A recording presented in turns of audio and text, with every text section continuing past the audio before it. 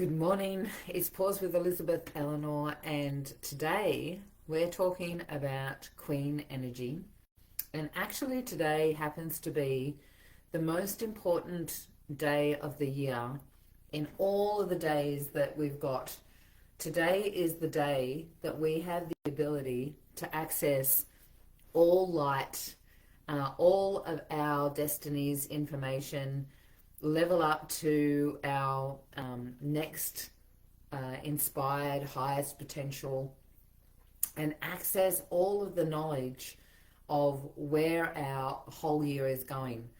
So, what appropriate time for us to be talking about Queen energy and the internal battle that can happen when we're trying to access that, right? And that's the thing, it's about trying. So, let's get into it. Because we have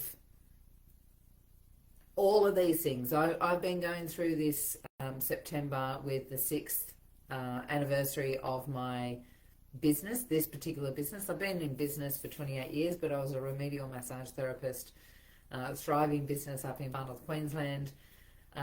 It was awesome, and then I transitioned into, I woke up spiritually and was doing energy work then, but then, life takes you on this journey and you start following the directions that your internal guidance system is sharing with you. And this is where I've ended up, where I'm doing more supporting people to recognize their own creative ability, to really tap into their highest potential and to live guided specifically from their internal higher wisdom, right? Their higher self, the superconscious. That's what my work is now. And I'm still, supporting people as we go and hold on to that version of themselves that has all of that potential. We've got to clean up the stuff that gets in the way, right? Because as you bring more light in to your body, the shadow comes up and is revealed. So because the shadow, when you put light on, it reveals the shadow, right? Is just the way it is. And so what my work is not about healing, right? And I want to dive into that as well. It's not about healing. It's about looking at what you want to create and letting that stuff bubble up and being able to observe it without the triggers, without the judgments, without the fear, the doubt, all of the overwhelm that happens internally, that we then latch on to this darkness or this shadow because we're so used to it and it's been there for so goddamn long that we feel like it's us, right? We identify with that. So the work that we do is accessing more of our own internal light so that shadow comes up, bubbles up to the surface, and we're not attached to it anymore. It dissipates, we recode it and we clear it and we move forward into what we want to create.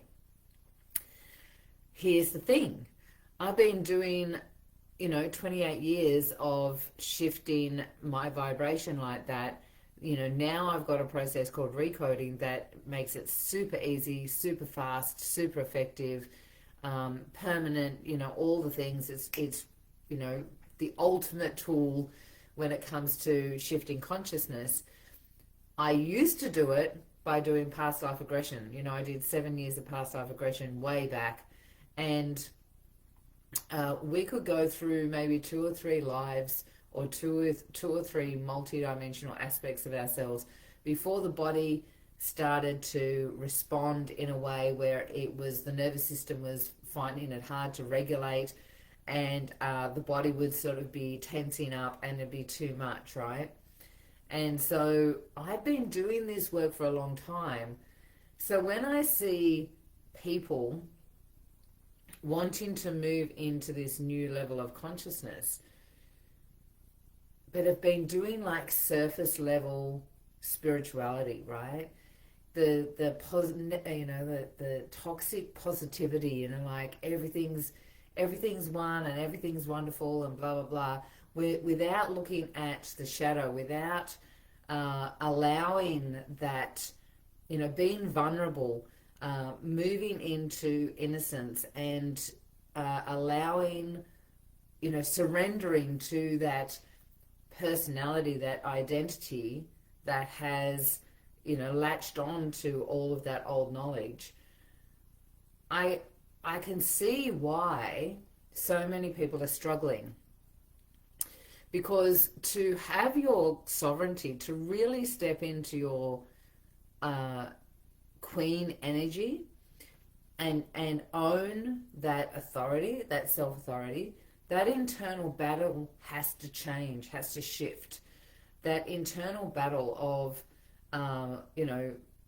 looking like on the external, everything's wonderful and rosy and, dignified and all of those things, all of that, when inside is self-sabotage, when inside is worry, is doubt, is self-betrayal, right? That is a really big one, self-betrayal. And so this internal battle that happens is the fight that is happening, that is externalized outside, right? The arguments that you're having with your children, the fights that you're having, the disagreements that you're having with your partner or your friends, the shutting down and not giving your truth or sharing, honestly what your thoughts are and your opinions in the external world in case of rejection. The doing as you're told by authorities, by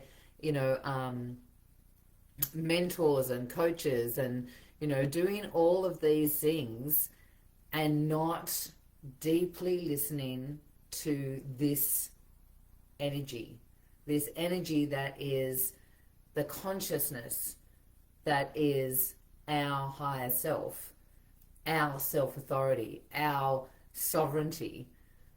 When you're not listening internally and everything else is the secondary, that's when there's that internal battle. That's when chaos takes over, right? You think of Alice in Wonderland and the Red Queen, right? The Queen of Hearts. And she was in her weakness because she had to power over everyone, chop their heads off, right? She was constantly yelling and screaming and being aggressive. But actually, when you looked at the whole scene, it was this powering over because of her own internal, what's the word for it? I can't think of the word. She was lacking in confidence. She didn't have any authority within, because the king would just pardon everyone behind her, and everyone would just let her go off and be aggressive and just follow suit, but no one really took any notice of what she was doing, because when you've got that internal authority, it radiates out into your atmosphere, right? It radiates out into your world, and that authority is now infiltrating every part of your environment, your matrix that you are creating in this world, and it affects everything that's happening. So the friendships that you've got, when they are not in alignment with that self-authority, with that queen energy, they dissipate, right? They move on, or they change. The relationships that you have with the love of your life, right? That always, because it's so intimate, that becomes that unity where there's this beautiful level of consciousness where there's authority in both people, right? But there's this beautiful give and take. There's this reciprocal energy that's happening.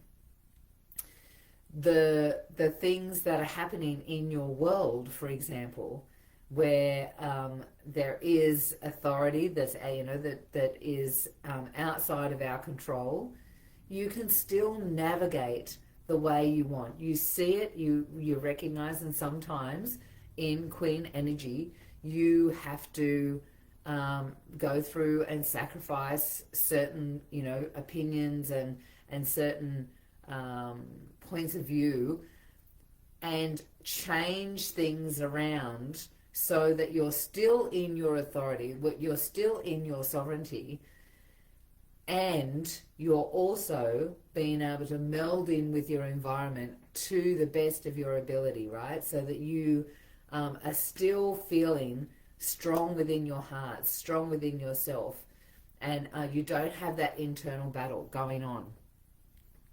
Because that internal battle is just a reflection of what's going on, or your external world is a reflection of what's going on with that internal battle. And the more light you bring in, the more those shadows are going to come up, the more those levels of consciousness that no longer serve you are going to raise their ugly head. And they tend to happen first thing in the morning, that early morning time when you're just waking up, you're getting ready for the day, all of those things. Those are the days, or that's the sort of time frame that the enemy, you could call it, the enemy of the light tends to want to take over and infiltrate what's going on in, your creation story. So there's a lot of things that come into play when you're going through this process of sovereignty, of Queen energy, and there's layers to it, and you've got to do the work, right? Because ultimately it's not about what you're doing, it's about who you're being. And I don't know how many times, that's something that's thrown around so easily. So, a lot of people go, well, what does that even mean? It actually means what's going on right now, how you're feeling, what your belief systems are about yourself, about others, about the world. What's going on right now inside that's governing the actions that you're taking. As you are governing as your internal terrain is in unity consciousness, then it amplifies out into your life.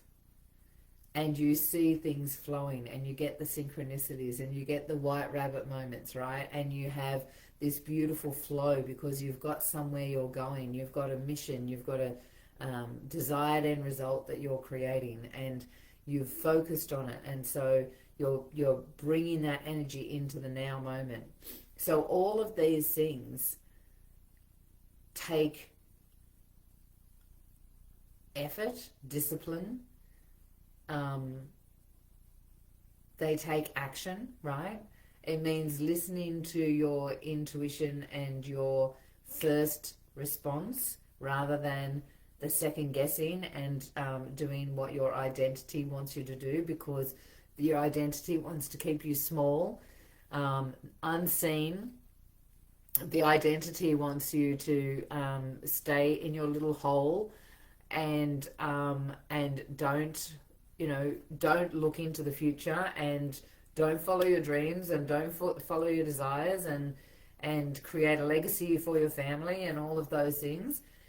Your internal terrain, that identity, is locked into the past, locked into what your family have told you, locked into generations before that have got the same process over and over again, cutting the chicken legs off the.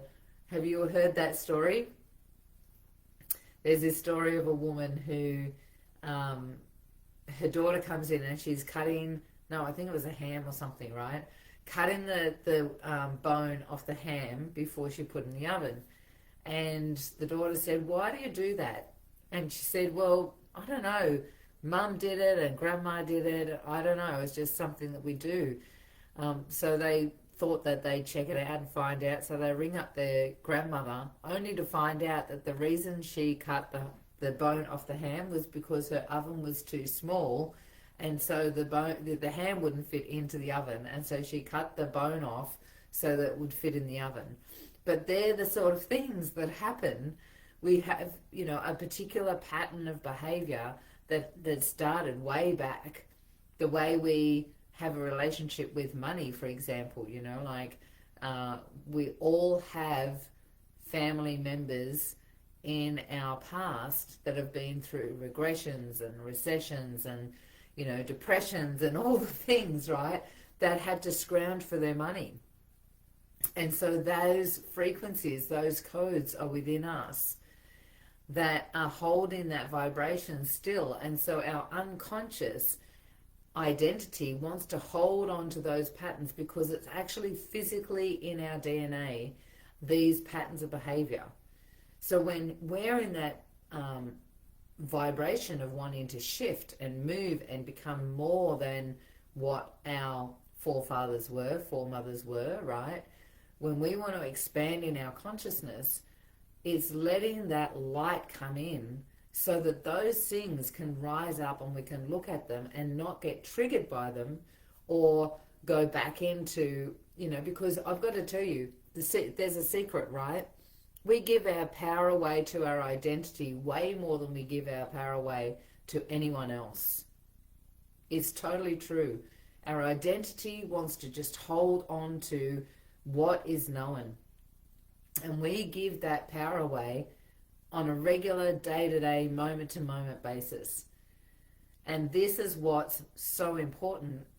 This period of time where we're at right now is the opportunity to have more light, to meet the love of your life, to expand your creation, your wealth, your knowledge, your wisdom, your opportunity for exploring and traveling. All of those things are today, when tapping in and cleaning up the stuff that's holding you back from that moment, is what's important. And this is where you bring the Queen energy in, right? When you tap into your Queen energy and allow the stuff to come up without holding on to it, that's when you're going to move and expand and grow and live in that higher frequency. And this week is the Queen's Court in my 6th anniversary for this particular business, so the Ascendance Code. And I think it's Wednesday night, we have a masterclass, a monthly mixer called the Queen's Court. And I'm actually sharing everything about all the 28 years, right? Not just the recoding, not just the 5 steps of alchemy. I'm actually going back, what are all the things that got me to the space I'm in? Being able to connect with the universe and have 3 shooting stars exactly when I asked for a sign that I was on the right track. Being able to breeze through some really life-threatening, it wasn't until afterwards that people go, they're life-threatening health challenges that you went through, right? And yeah, okay, like a 4.5 centimeter brain tumor, and I breezed through it and got, a 5-figure payout at the same time, and like crazy stuff. All those things that flow, meeting the love of my life from pain to make peace, those things have happened because of specific principles, beliefs, and connection to my higher self that I'm going to share in the Queen's Court on Wednesday night, 6:30. So we're going to go through all of it, and we're going to do an audit. So I'm going to take you through and give you all the information. It may be overwhelming. I'm going to fire hose you with all the stuff. I've never done this before. All the stuff of how to really step into your sovereignty and into that Queen energy. And we're going to do an audit. So bring your paper and pens and sit down so that we can look at where it is that you may have those distortions that are holding you back from that really pure frequency of connecting with your higher self. Wednesday, 6:30, throw in a throne, or what do you call that thing, a crown, into the comments, and we'll send you the link. It's going to be an awesome session, and I will see you next Tuesday. Take care.